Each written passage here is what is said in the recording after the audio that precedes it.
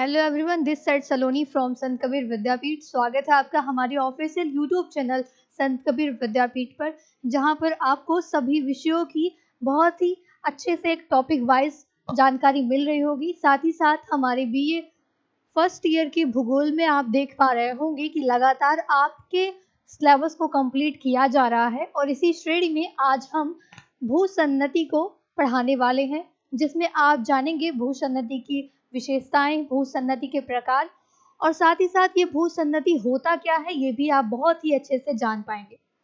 तो चलिए आज की क्लास बहुत ज़्यादा देरी ना करते हुए स्टार्ट करते हैं। जैसा कि दोस्तों हम ये जानते हैं कि पृथ्वी हमारी ऐसी है जिसपे कई सारे प्रकार के उच्चावच पाए जाते हैं। उच्चावच हम आपको बता चुके हैं, कुछ प्रथम श्रेणी के उच्चावच होते हैं, कुछ द्वितीय श्रेणी के उच्चावच होते हैं और कुछ तृतीय श्रेणी के उच्चावच होते हैं। हमारी पर्वत श्रृंखलाएं और महाद्वीप मैदान भाग ये सब भी एक उच्चावच के प्रकार में ही आते हैं और अक्सर हम देखते हैं कि इनमें निरंतर कुछ ना कुछ क्रियाएं होती रहती हैं, कभी धसाव तो कभी उभार। ये सारी प्रक्रियाएं हम लगातार देखते आ रहे हैं क्योंकि इन्हीं सब कारणों से हमारी पृथ्वी पर कई सारी संरचनाएं व्याप्त हैं, पर्वतों की, पठारों की। जब तक प्लेटों में आपसी क्रियाएं नहीं होती हैं और साथ ही साथ कई सारी भू क्रियाएं नहीं होती हैं, तब तक हम कोई भी स्थलाकृति नहीं देख पाते हैं। उसी श्रेणी में ये जो भू सन्नति है वो भी एक भू वैज्ञानिक क्रिया है।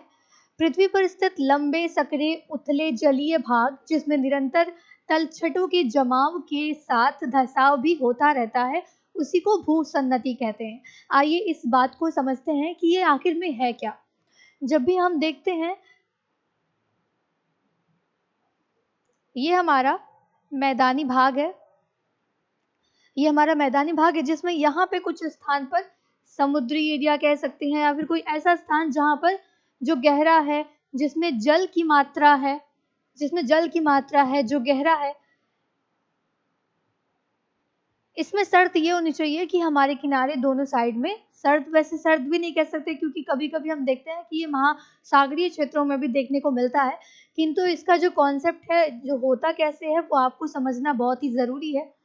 मान लीजिए दोनों साइड यहाँ ऊंचाई में कुछ पर्वत हैं, कुछ पर्वत श्रेणियां हैं, या ऐसा कोई भी स्थान है जो इस पर्टिकुलर चीज से ऊंचाई में है और दोनों साइड ये चीजें हैं, दोनों साइड ये चीजें देखने को मिल रही हैं। तो धीरे धीरे ऐसा होता है कि समय के साथ साथ ये यहाँ पे अनाच्छादन की प्रक्रिया होती है, इनका क्षरण होता है, निरंतर क्षरण इनका होता रहता है। और जब इनका क्षरण होता है तो इसके जो अवसाद हैं वो इस तलहटी में नीचे जमा होते जाते हैं, इस तलहटी में निरंतर जमा होते रहते हैं और ये अलग अलग समय अनुसार होते रहते हैं। जितने भी आपने कालक्रम पढ़े हैं, अभी कालखंड आपने पढ़े होंगे, उसमें आपने देखा होगा कि बहुत सारे अलग अलग कालखंड भी आते हैं भूगोल में। तो ये जो सारी चीजें हैं जो आप देख पा रहे हैं, इनका जो अवसादीकरण होता है, इनमें जो जमाव होता है, वो धीरे धीरे कई सारे कालखंडों में होता रहता है निरंतर। और धीरे धीरे करके ये इस पूरे गहरे स्थान को किसी न किसी प्रकार से, पूरे गहरे स्थान को किसी न किसी अवसाद के द्वारा जमा हो जाता है। ये सब इसमें जमा होता चला जाता है और जब ये जमा होता जाता है तो आप खुद ये सोच सकते हैं कि कोई स्थान जब अवसादों से भर गया है तो जाहिर सी बात है यहाँ पर दबाव बन रहा होगा। अगर आपके ऊपर ही ऐसी कई सारी चीजें लाद दी जाएं तो आपके ऊपर भी तो दबाव बनेगा। सेम उसी प्रकार से इसके नीचे तलहटी स्थान पर दबाव उत्पन्न होता है, बहुत ही ज्यादा प्रेशर होता है। इसी कारण से ये धीरे धीरे धस जाता है और यही प्रक्रिया जो है वो भूसन्नति कहलाती है। तो आप समझ सकते हैं कि पृथ्वी पर स्थित लंबे, सकरा, उथला जलीय भाग, ये था लंबा, सकरा और उथला जलीय भाग जिसमें निरंतर तलछटों के जमाव के साथ यहाँ से निरंतर अवसाद क्रिया हो रही थी, निरंतर अवसाद क्रिया हो रही थी।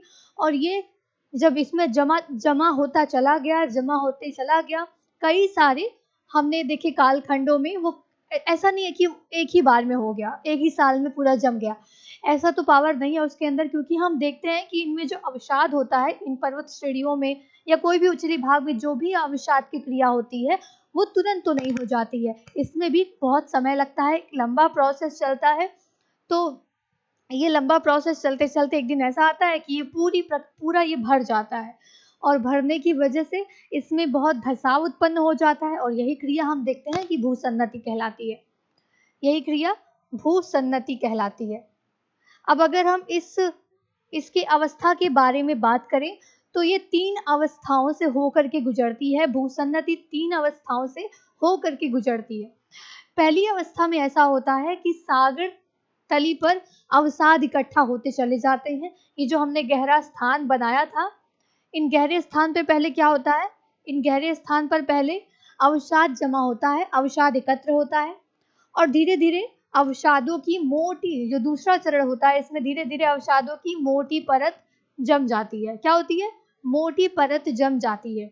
और जब ये जम जाती है तो इसमें तीसरी अवस्था में हम देखते हैं कि इसमें धसाव उत्पन्न हो जाता है, और ये निरंतर धसता चला जाता है, और धीरे धीरे कई समय के बाद ये जो हमने देखा, ये जो अवसाद इकट्ठे हो रहे थे, हमने कहा जो अवसाद इकट्ठे हो रहे थे वो एक शैल का निर्माण कर लेते हैं और एक शैल के रूप में परिवर्तित हो जाते हैं। उम्मीद है कि आपको क्लासेस समझ में आ रही होंगी।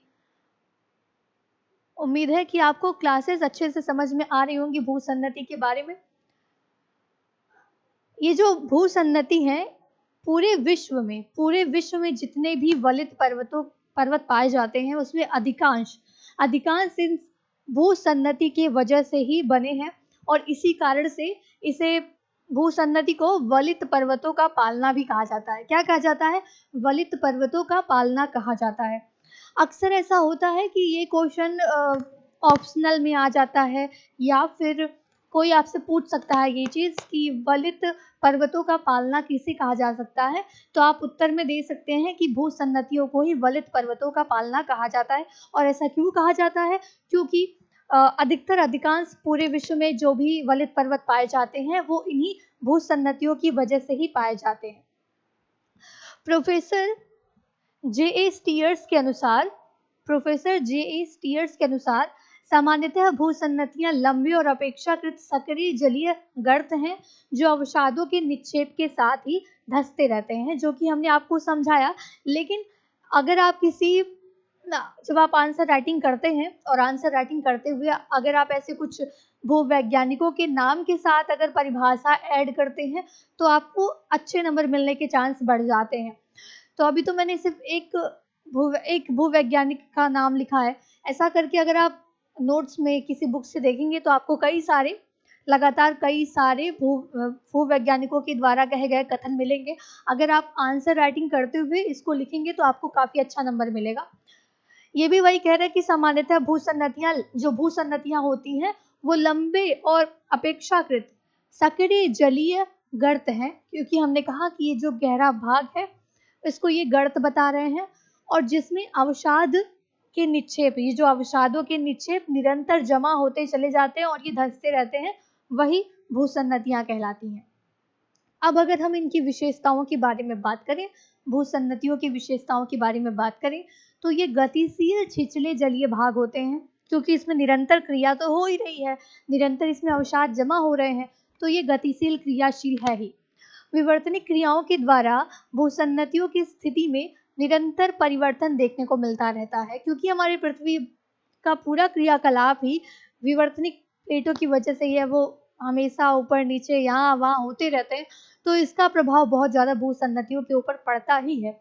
अब अगर हम बात करें कि इसका जो तीसरी विशेषता है वो ये है कि ये लंबे भूवैज्ञानिक इतिहास से होकर के गुजरती हैं। जो इनका जो कालखंड है वो काफ़ी लंबा होता है, काफ़ी लंबे कालखंडों से होकर के ये गुजरती हैं और तभी इनको हम प्राप्त करते हैं। ये ऐसा नहीं है कि एक ही कालखंड में ये बन के तैयार हो गई, इनको लंबा एक समय लगता है। इसके साथ ही इसके दोनों ओर दृढ़ भूखंड स्थित होते हैं। इसके दोनों ओर दृढ़ भूखंड स्थित होते हैं। मैंने आपको बताया ही कि यहाँ मान लीजिए कोई पर्वत श्रेणी है, फिर यहाँ ऐसे गर्त है, फिर इधर भी कोई पर्वत श्रेणी है। आप पर्वत श्रेणी ना कह कर के भी आप ये समझ सकते हैं कि ये एक ऊंचाई वाला भाग है या कोई ऐसा स्थान है जो काफी दृढ़ है, जिसका अवसाद, जिसका अनच्छादन, जिसका अपर्दन, जिसका क्षरण लगातार हो रहा है। और अगर हम इसकी चौथी विशेषता के बारे में बात करें तो ये सबसे प्रमुख विशेषता में यही है कि ये जो भूसन्नतियां हैं वो पूरे विश्व के अधिकांश वलित पर्वतों की जननी है, वलित पर्वतों की निर्माण करता है। जो भी वलित पर्वतों की श्रृंखला में आते हैं उनमें से लगभग 90% भूसन्नतियों की ही देन है कि हम आज वलित पर्वत देखने को पा रहे हैं। अब अगर हम बात करें इसके प्रकार के बारे में तो भूसन्नतियों को भी कई भागों में बांटा गया है, कई प्रकार हैं। आप अगर हिंदी में पाएंगे अपनी किताबों में तो अलग अलग नाम रहेंगे, इसलिए मैंने इंग्लिश के वर्ड को उठा लिया है। और इससे क्या होता है, कंफ्यूजन थोड़ी कम होती है क्योंकि हिंदी में इसके कई सारे नाम दिए रहते हैं। अब अगर हम बात करें मायो भूसन्नति क्या होता है तो ये महाद्वीपीय मग्न तट के सहारे बनता है। ये जो मायो भूसन्नति है वो महाद्वीपीय मग्न तट के सहारे बनता है और साथ ही साथ ये जो स्थान है वो नदियों के द्वारा, ये पॉइंट आपको याद करने की जरूरत है कि ये नदियों के द्वारा भारी मात्रा में अवसाद इकट्ठे किए जाते हैं तभी इनका निर्माण होता है। इस मायो भूसन्नति में चूना पत्थर और बालुका पत्थर बहुत ही ज्यादा मात्रा में पाया जाता है। आप इस बात को भी बहुत ही अच्छे से याद कर लीजिए कि ऐसी कौन सी भूसन्नति है जिसमें चूना पत्थर और बालुका पत्थर ज्यादा मात्रा में पाया जाता है।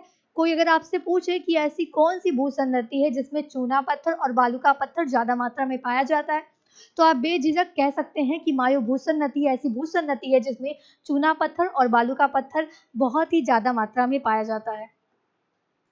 अब अगर हम बात करें ईयू भूसन्नति के बारे में तो ये महाद्वीपों और महासागरों के प्लेटों के टकराने से बनती है।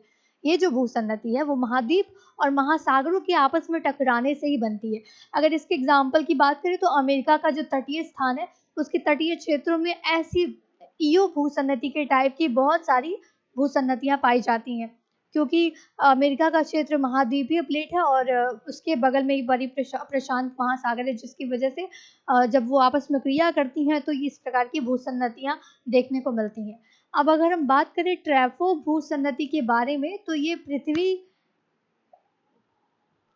तो हम जानते हैं कि हमारी जो पृथ्वी है उसमें बहुत सारे कई जगह पर वलन है, कहीं भ्रंश है। ये सारी क्रियाएं मतलब लगातार पृथ्वी में होती रही है तो बहुत सारी जगहों पर कहीं वलन है, कहीं भ्रंश है। तो जो पृथ्वी के अंदर पृथ्वी का जो भाग है उसके कुछ कुछ स्थानों पर जो भ्रंश के द्वारा घिरे हुए हैं स्थान या फिर जो अवतलित हो गए हैं ऐसे भाग, वहां पर जब अवसादों का जमाव होता है तो वो टेफ्रो भूसन्नति के रूप में जानी जाती है। उसी को हम ट्रेफो भूसन्नति के नाम से जानते हैं। किसको? जो हमारी पृथ्वी के अवतलित क्षेत्र हैं या जो भ्रंश वाले क्षेत्र हैं उन पर जब अवसादों का जमावड़ा होता है और जब वो धंसते हैं और तो उसको हम ट्रेफो भूसन्नति का नाम देते हैं। इसके साथ ही एक पैरालिया भूसन्नति का टाइप है जो कि महाद्वीपीय तटों से लगी हुई तटीय क्षेत्रों में, तटीय मैदानों में उत्पन्न होती है। कब? जब महाद्वीपीय तटों से लगी हुई तटीय क्षेत्र है, तटीय मैदान है, उनमें जब भूसन्नतियां होती हैं तो उसको हम पैरालिया भूसन्नति के नाम से जानते हैं। पैरालिया भूसन्नति के नाम से जानते हैं। अब अगर हम बात करें तो इस भूसन्नति को बहुत सारे वैज्ञानिकों के द्वारा बहुत सारी संकल्पनाएं दी गई हैं जिसमें हम कई सारी संकल्पनाओं को कवर तो करेंगे। कोबर महोदय का बहुत ही फेमस है भूसन्नति का सिद्धांत, भूसन्नति या अवनति का सिद्धांत, क्योंकि भूसन्नति को ही अवनति का नाम भी दिया गया है। तो आप ऐसा देखेंगे कि भूसन्नति के लेकर के बहुत सारे वैज्ञानिकों ने अपनी संकल्पनाएं दी हैं जिनको हम अगली कुछ क्लासेस में कवर करने की कोशिश करेंगे। लेकिन फिलहाल अभी हम शूस्टर्ट की संकल्पना है शूस्टर्ट महोदय के द्वारा। शूस्टर्ट एक वैज्ञानिक है, भूवैज्ञानिक है। उन्होंने एक संकल्पना दी है जिसको उन्होंने इन्होंने कहा कि भूसन्नतियां 3 टाइप की होती हैं। इन्होंने अपने भूसन्नतियों को 3 भागों में बांटा। पहला एकल भूसन्नति, दूसरा बहुल भूसन्नति और तीसरा मध्यस्थ भूसन्नति इन्होंने बांटा। इन्होंने 3 भागों में बांटा।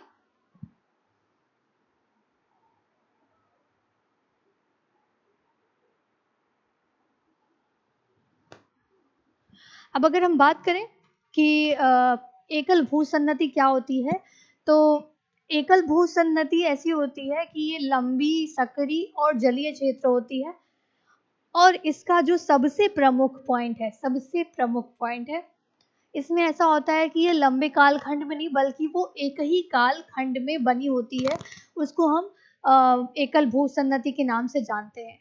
अब अगर हम बहुल भूसन्नति के बारे में बात करें, तो जो बहुल भूसन्नति होती है वो एकल भूसन्नति की तुलना में चौड़ी होती है और दीर्घ काल तक इसका अस्तित्व देखने को मिलता है। साथ ही साथ इसमें अवसाद, निक्षेपण और वलन की क्रियाएं लगातार होती रहती हैं और ये बहुल भूसन्नति के अंतर्गत आता है। अगर हम इसके एग्जाम्पल के बारे में बात करें, तो रॉकी का और यूराल का जो पर्वत श्रेणियां हैं वो सब एकल भूसन्नति के रूप में एकल भूसन्नति नहीं, सॉरी, बहुल भूसन्नति के रूप में आई हैं। और एकल में हम देखते हैं अपलेशियन का जो क्षेत्र है वो एकल भूसन्नति की श्रेणी में आता है। अब अगर हम बात करें शूसर्ट महोदय के द्वारा जो तीसरी भूसन्नति बताई गई है वो क्या है। तीसरी भूसन्नति अत्यधिक जो गहरी होती है और लंबी और सकरी होती है। साथ ही साथ ये समुद्री भाग का क्षेत्र होता है।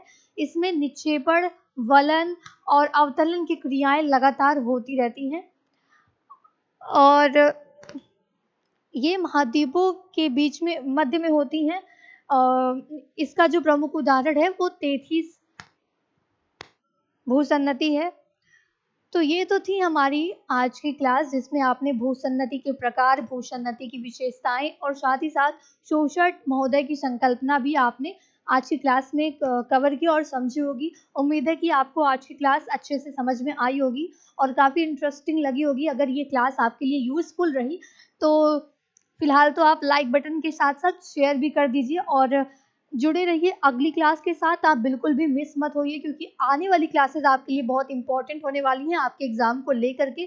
तब तक के लिए बाकी और सारी क्लासेस भी देखते रहिए और बने रहिए संत कबीर विद्यापीठ यूट्यूब चैनल पर।